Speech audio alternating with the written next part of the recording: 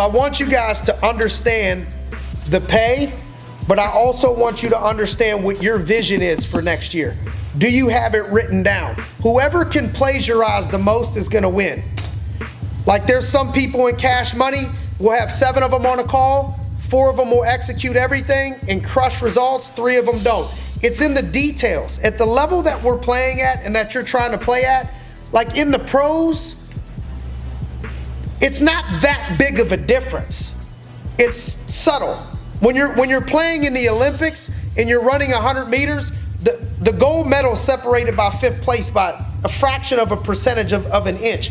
So if you think that you're executing, but you're executing 95%, you're gonna be way behind somebody that executes at 100%. This is why I say coachability. So when I'm saying your vision for 2019 should be written down, I just really wonder what percentage of that people are really gonna execute. Like, are you gonna execute this shit? And why would you not? Why would somebody not execute it if I said write it down and you don't write it down? What does that say about the level of execution, coachability, belief? So write down your goal for next year. How much money you want to make, how much production that you want to do. Have it all mapped out so you can see clearly in your head. I'm reading a book for the 5th time right now called Think and Grow Rich. And it's funny that in 1926, the first couple things that they go over is the power of your mind when you start to write things down and then believe in those things in your head. Think about them all the time. This is where you first got to put your head at, is if in your head you're trying, you're not sold out that hell or high water. This is the shit that's about to go down. I believe it 100%. I think about it. I speak it. I'm not scared. I want the pressure of knowing I said it in front of the whole team and it's either gonna happen or it ain't gonna happen. And I'm the first one that spoke it. I want that pressure. I want it. That's what has to happen. That's the level you gotta be sold out at in order to get to where you wanna be. And so I want you to write down your goals on paper, the money that you're gonna make, how it's gonna happen. What are you gonna do the first quarter? What are you gonna do the second quarter, third quarter, fourth quarter? So I want you guys to think big, don't think small for your goals next year. So if you're scared to put something big on paper because you're gonna miss it, like you're scared to speak it into existence because it's big, you're not gonna hit it. You might luck out once and do something bigger than what you set out to do, or you didn't write it on paper, and then that's the trick. It's like gambling and winning at the casino and you think you're always gonna win at the casino. It's a trick. It's not gonna happen for the rest of your life. You're not gonna get what you don't expect. If you don't expect greatness and speak greatness and write greatness down, it's not going to accidentally fall into your lap. You have to believe. You have to write it down. So I want you to have your vision complete. The more detailed that you could possibly be.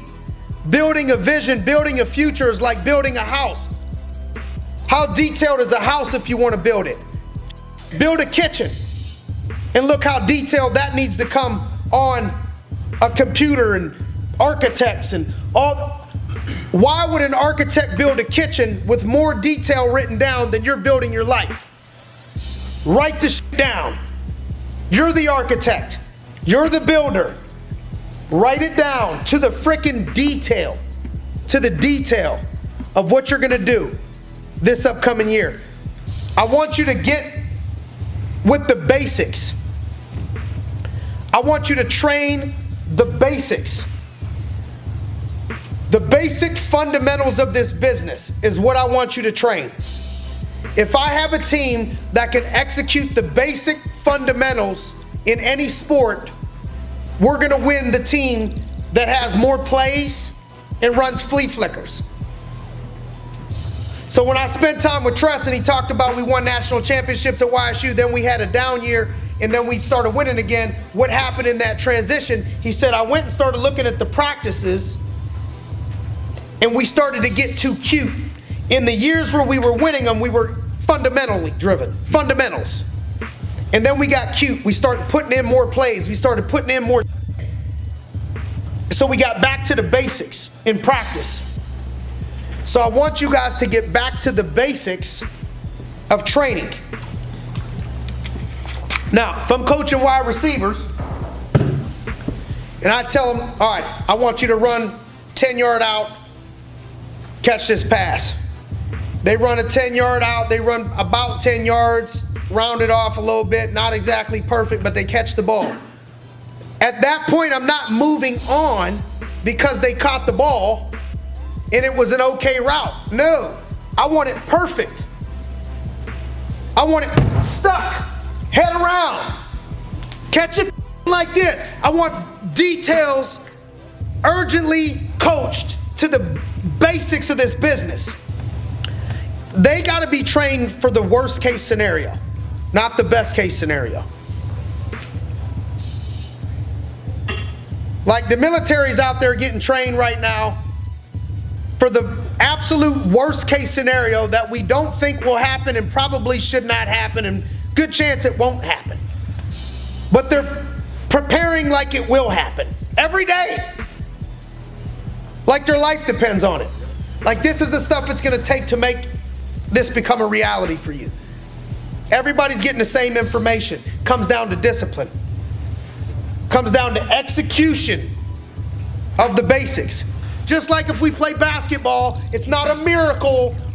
Like the whole team for the Lakers ain't gonna be shooting half-court shots because they're bored with free throws and layups. No, the game's gonna be won on free throws and layups. They're gonna be running the same basic that they did at 10 at 40. The game don't change. You just get more efficient with it by repetition. So your team needs to have practice. Same reason why a team sucks at free throws. They're not shooting them enough. Shoot the free throws over and over and over and over and over and over and over again. And watch what happens. You can be anything you want to be out here in this world. You can make your body anything, mind anything, if you just put in the freaking work.